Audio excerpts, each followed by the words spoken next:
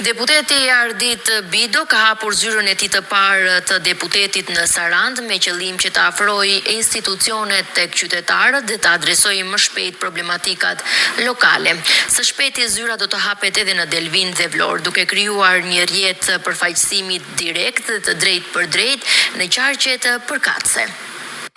Deputeti i Partisë Socialiste Ardit Bido hapi zyrën e tij të parë të përfaqësimit në Sarandë, një hap që ai e cilësoi të domosdoshëm për të afruar institucionet me qytetarët. Gjatë fjalës së tij Bido u shpreh se takimet me banorët janë thelbësore për të kuptuar realisht sfidat dhe nevojat e komunitetit, duke shtuar se përfaqësimi nuk ndërtohet në Tirana, por lind aty ku jetojnë njerëzit dhe ku evidentohen hallet e tyre të përditshme. Deputeti Bido bëri të ditur se brenda pak ditësh do të hapet edhe zyra e tij në Delvin, ndërsa më pas ajo në Vlorë, për të krijuar një rrjet zyrash që do t'i mundsoj qytetarëve kontakt më të lehtë dhe raportim më të shpejtë të çështjeve që kërkojnë zgjidhje institucionale. Një vit kam pasur kënaqësinë që të takoj me gjithë bashkëqytetarët e qarkut të Vlorës për të ndarë bashkë momente të vështira, por edhe gëzime, për të ndarë bashkë ide dhe energji, për të ndarë bashkë problematika dhe hallet të cilat ka nevojë që të trajtohen dhe të përcillen në Tiranë. Nga sot çel zyrën e deputetit në qytetin e Sarandës, për pak ditë në qytetin e Delvinës dhe më vonë edhe në Vlorë, në mënyrë që të mundet të koordinojmë më lehtësisht këto problematika.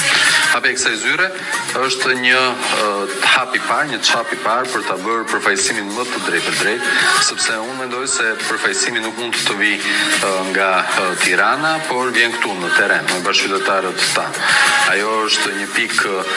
e grumbullimit të ideve, të energjisë sonë të përbashkët, të bashkëveprimit për interesat e komunitetit dhe për të çuar përpara edhe zgjidhjen e problematikave të cilat kemi bashkarisht në qarkun e Vlorës, e veçanërisht në qytetin e Sarandës apo në qytetin e Delvinës. Për mua, kjo nuk është thjesht një zyrë, është përgjegjësia e përditshme për të gjendur bashkë me qytetarët. Me këtë nisëm, deputeti Bido synon vendosjen e një modeli të ri komunikimi me komunitetin, të bazuar në prani të vazhdueshme në teren dhe dialog të drejt për drejt me njerëzit.